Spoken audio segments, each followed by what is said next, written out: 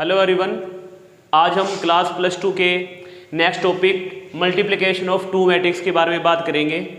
दो मैट्रिक्स को मल्टीप्लाई करवाने के लिए जो हमारा बेसिक रूल है वो क्या है कि मैट्रिक्स ए की मल्टीप्लाई हमने मैट्रिक्स बी से करवानी है। और ये मल्टीप्लाई कब होगी?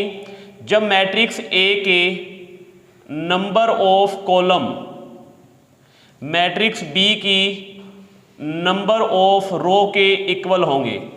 यानी कि जब हम दो मैट्रिक्स की जब मल्टीप्लाई आपस में करवाएंगे तो जो पहली मैट्रिक्स है उसके कॉलम दूसरी मैट्रिक्स के रो के इक्वल होने चाहिए।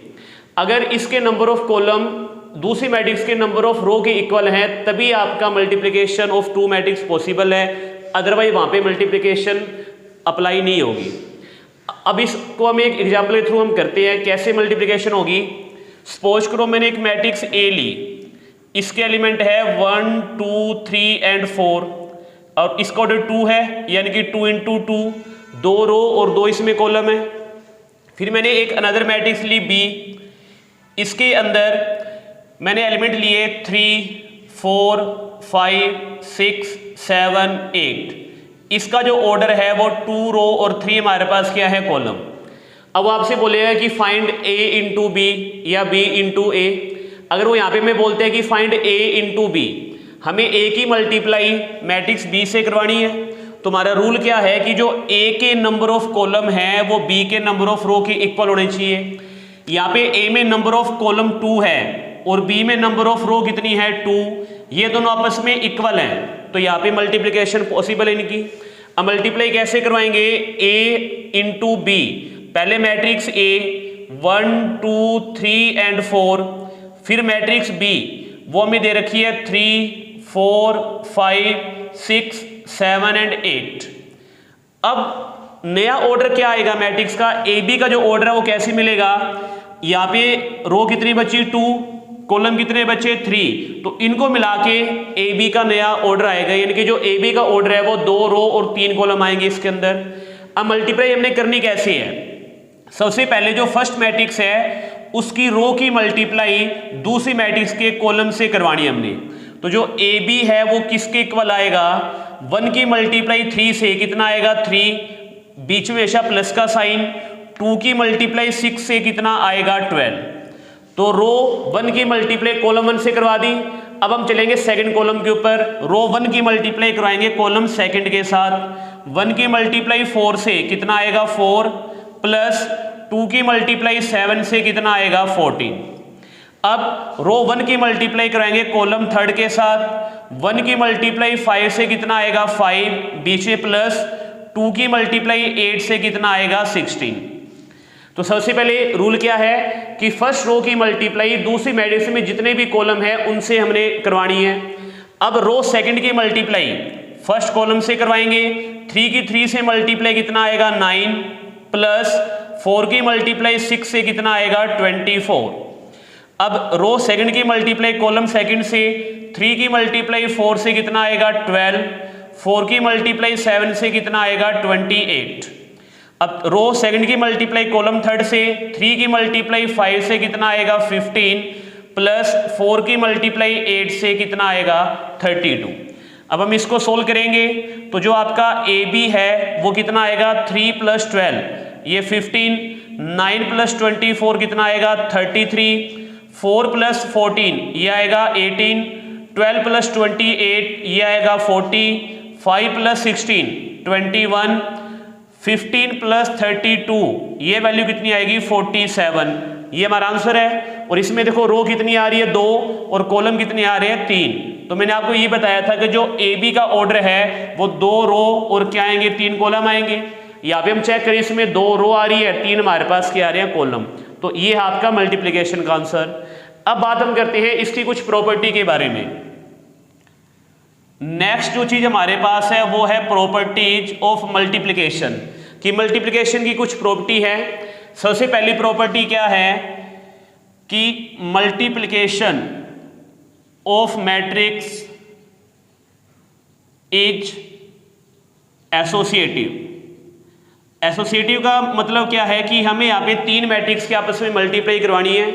ये रूल क्या कहता है कि जब हम ए की मल्टीप्लाई बी से करवाएंगे जो रिजल्ट आएगा उसकी मल्टीप्लाई सी से करवा दे तो वो इक्वल आएगा जब ए की मल्टीप्लाई किससे करवाएंगे, बी इंटू सी के साथ। यानी कि लेफ्ट हैंड साइड में पहले ए की मल्टीप्लाई बी से करवाएंगे, जो रिजल्ट आएगा उसकी मल्टीप्लाई सी से करवाएंगे।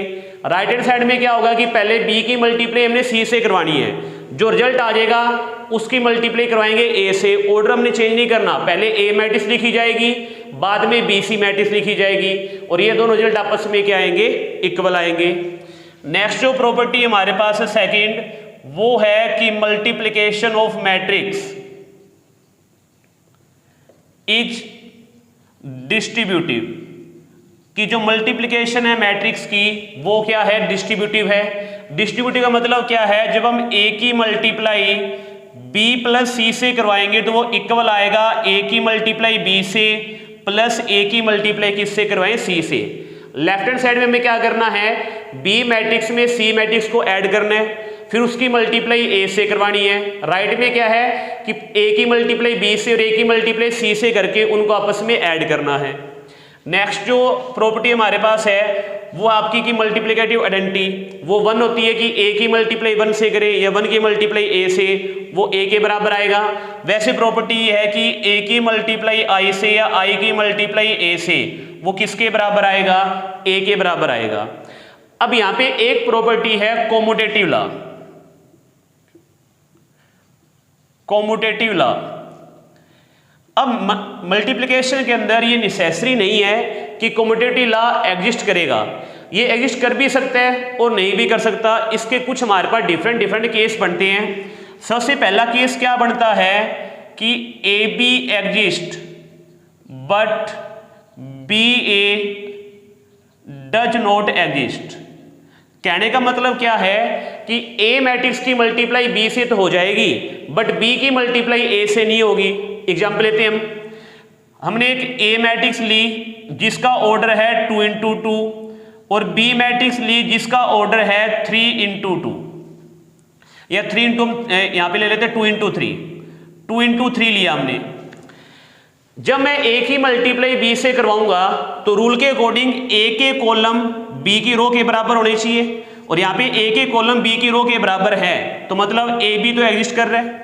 जब मैं बी ए निकालूंगा तो बी ए जब निकालूंगा तो पहले मुझे बी मैट्रिक्स को लिखना पड़ेगा और बाद में मुझे ए मैट्रिक्स को लिखना पड़ेगा, और रूल के अकॉर्डिंग बी के कॉलम ए की रो के बराबर होने चाहिए। बट यहाँ पे बी में कॉलम 3 है और ए में रो कितनी है 2, ये आपस में इक्वल नहीं है, तो इस वजह से यहाँ पे बी ए क्या होगा, डज नॉट एग्जिस्ट, कि बी यहाँ पे एग्जिस्ट नहीं कर पाएगा।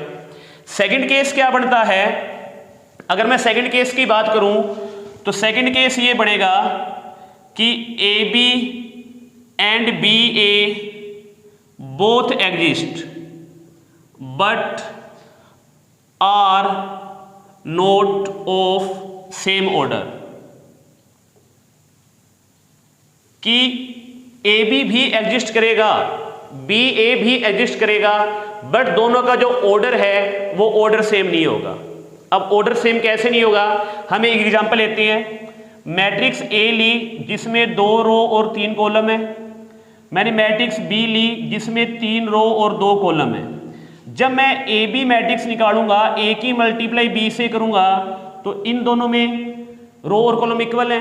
नया ऑर्डर क्या बन के आएगा, 2 रो और 2 क्या आएंगे इसके अंदर कॉलम। अब नया ऑर्डर कैसे बनता है, ए की रो और बी के जो कॉलम बचे हैं वो ए बी का नया ऑर्डर बनाएंगे।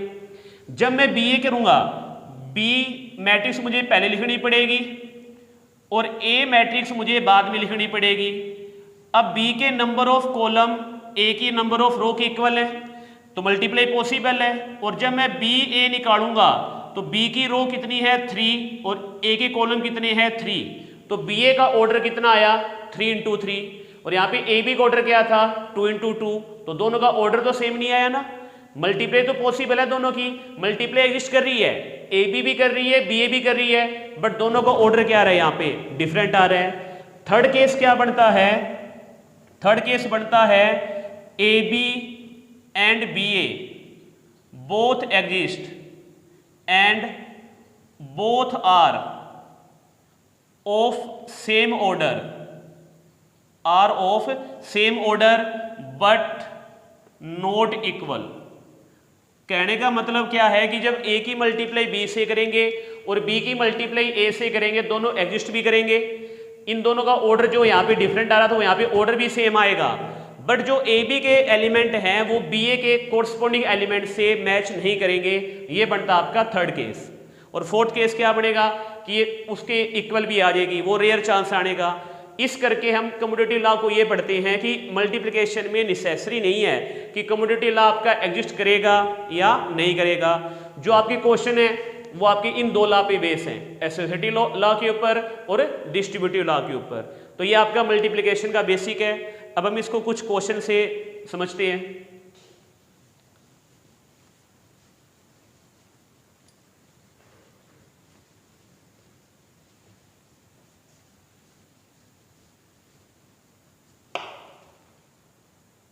नेक्स्ट जो है हमने यहाँ पे फर्स्ट क्वेश्चन छोड़ा था, फर्स्ट क्वेश्चन का फोर्थ पार्ट, उसी को लेके चल रहा हूँ मैं एक्सरसाइज के अंदर 3.2 में। फर्स्ट क्वेश्चन का फोर्थ पार्ट, हमें ए बी निकालना है ए की मल्टीप्लाई बी के साथ। तो ए मैट्रिक्स है 2 3 4 और हमें दे क्या रखा है 2, और बी मैट्रिक्स हमें दे रखी है 1 -2 3 और हमें दे क्या रखा है 5। अब a की मल्टीप्लाई b से, तो फर्स्ट रो की मल्टीप्लाई फर्स्ट कॉलम से करवाएंगे। 2 की मल्टीप्लाई 1 से कितना आएगा 2, 4 की मल्टीप्लाई -2 से -8। अब फर्स्ट रो की मल्टीप्लाई सेकंड कॉलम से, 2 की मल्टीप्लाई 3 से कितना आएगा 6, 4 की मल्टीप्लाई 5 से कितना आएगा 20। सेकंड रो की मल्टीप्लाई फर्स्ट कॉलम से, 3 की मल्टीप्लाई 1 से 3, 2 की -2 से -4, 3 की 3 से 9 और 2 की मल्टीप्लाई 5 से कितना आएगा 10। तो जो आपका ए बी आया वो कितना आया 2 - 8 -6 -1 26 और कितना आ गया इसके अंदर 19। ये आपका आंसर है। फिफ्थ पार्ट आप इस तरीके से कर लोगे जैसे इसमें हमने किया है। फिर हमें दे रखा है क्वेश्चन नंबर थर्ड का first part, compute the indicate product. Value में दे क्या रखी है ए बी -b और फिर हमें दे क्या रखे है इसके अंदर a। दूसरी मैट्रिक्स जो हमें दे रखी है वो दे रखी है a -b b और हमें दे क्या रखा है a। तो फर्स्ट रो की मल्टीप्लाई फर्स्ट कॉलम से करवाएंगे। a की मल्टीप्लाई a से a स्क्वायर, b की मल्टीप्लाई b से b स्क्वायर। फर्स्ट रो की मल्टीप्लाई सेकंड कॉलम के साथ, a की मल्टीप्लाई -b से -ab, b की a से मल्टीप्लाई प्लस का ab। सेकंड रो की मल्टीप्लाई फर्स्ट कॉलम से, -b की मल्टीप्लाई a से -ab, a की मल्टीप्लाई b से प्लस का ab, -b की -b से मल्टीप्लाई b स्क्वायर और a से मल्टीप्लाई क्या बनेगा a स्क्वायर।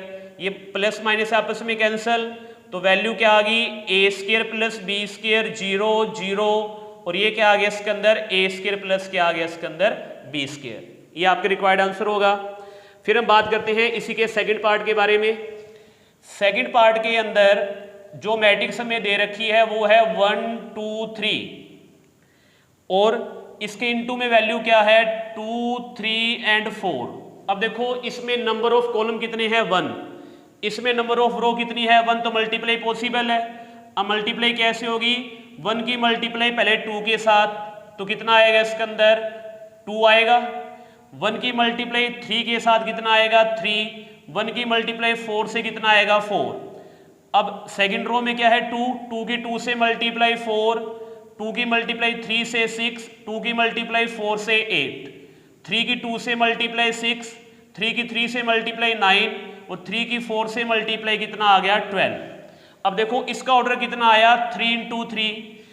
इस पहली मैट्रिक्स के अंदर रो 3 थे और कॉलम 1 थे, इसमें रो 1 है और कॉलम कितने हैं 3। जब ये दोनों आपस में इक्वल हुए तो नया ऑर्डर क्या बनेगा, इसमें से 3 रो और 3 कॉलम, तभी हमारे पास ये आंसर आया 3 रो और 3 कॉलम। तो ये आपका आंसर होगा। इसके बाकी बचे पार्ट आपके लिए होमवर्क है। आज के लिए इतना ही। Thank you, have a nice day.